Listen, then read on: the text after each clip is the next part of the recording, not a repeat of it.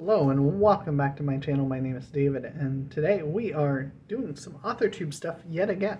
I'm going to be talking about my story, my contribution to Half Human Heroes, an anthology edited by our own Jeremy Fee, containing stories by booktubers that you may know and recognize. This is a fantasy anthology, and I actually finished reading the entire anthology last night. Enjoyed it tremendously. Like any short story collection, there's going to be ones that work better for some than others. And that holds true no matter what short story collection it is, no matter who the author is. Even if it's all by the same author, there's always stories that are hits and misses. And they'll be unique for each and every person. But as a whole, it was a very enjoyable anthology. But I'm going to be talking about The Defense of Baragon, which is a short story that I wrote for this. Now, this one is heavily inspired by a very obvious source, I think, for those that know me. It has got its roots very firmly in kind of the Anglo-Saxon Norse culture of circa 800, 900 England. So the Viking Age, with the great hordes invading England and sweeping through. The time of Alfred the Great and others. Which is a period that I always have been fascinated by. And it strongly influences a lot of the setting here. It's set in the kingdom of Baragon, which is kind of a kingdom, a castle, that is full of warriors. So that is the identity of these people. They are a culture of warriors.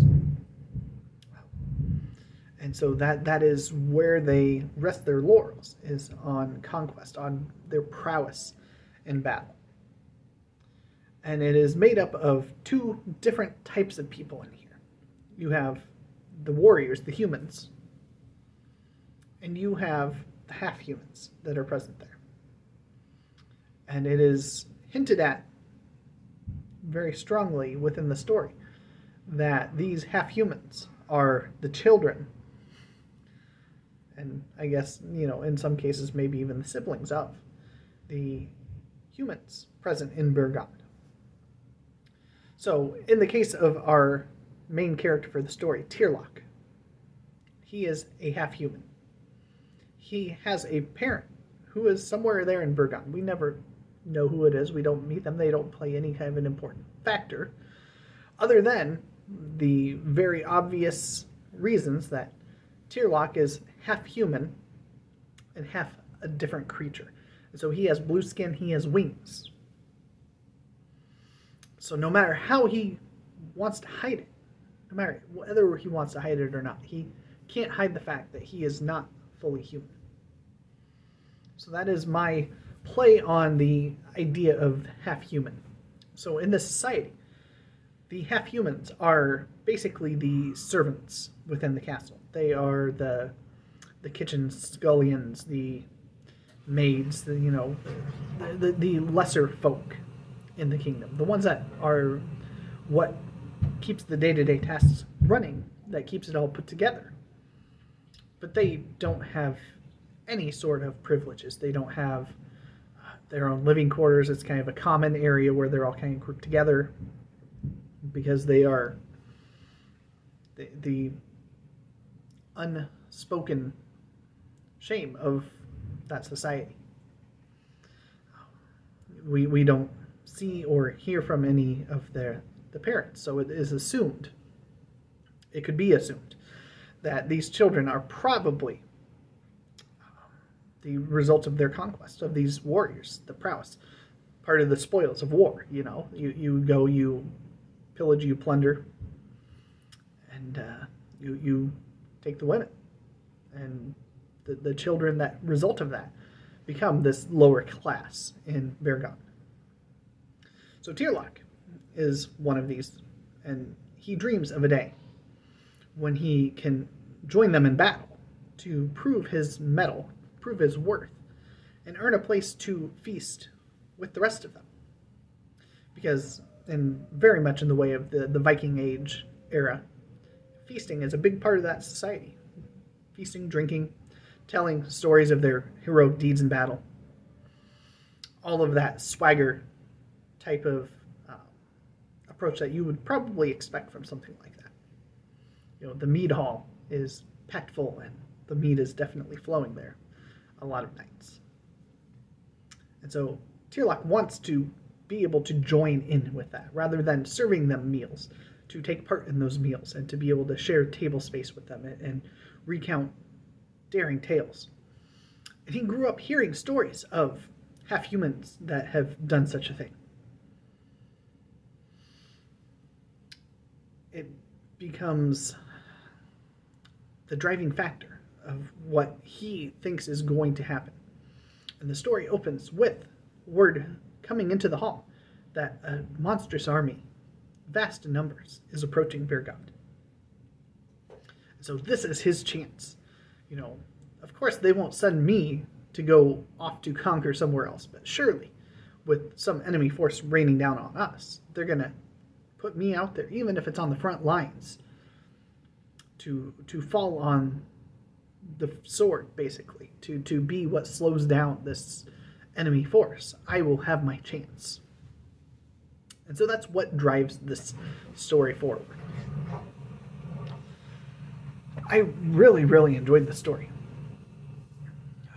And crafting it. I wish I had given myself more time to let it grow, and or that I had more space to let it grow, because I feel like there's a lot more I could have done with it. And, you know, maybe I'll revisit Beargond and Tyrlock at some point in time in the future, because it was a really, really fun one. The obvious influences here are that Viking Age, but also equally important is the underdog hero, the unexpected hero there, being Tyrlock. Anybody that's read my novella, A Merchant in Oria, might already be aware I have written about that unsuspecting, the unexpected hero. My protagonist in A Merchant in Oria very much fits that bill of the type of person that is not who you would typically think as being the one capable of being that hero, being in that spotlight. The difference being, in A Merchant in Oria, he's not seeking that, and he's struggling with that as an inner turmoil of why me? Why should I be there? Whereas in this, Tyrlock very much already thinks of himself as I should be. And I'm setting out to prove that I should be. But everyone in that society, from the human warriors to his half-human kindred, all tell him, you know, get real. It's not going to make any difference. Why would you think of that? You know, be content with your place, almost. And so I enjoy exploring the atypical type of hero there.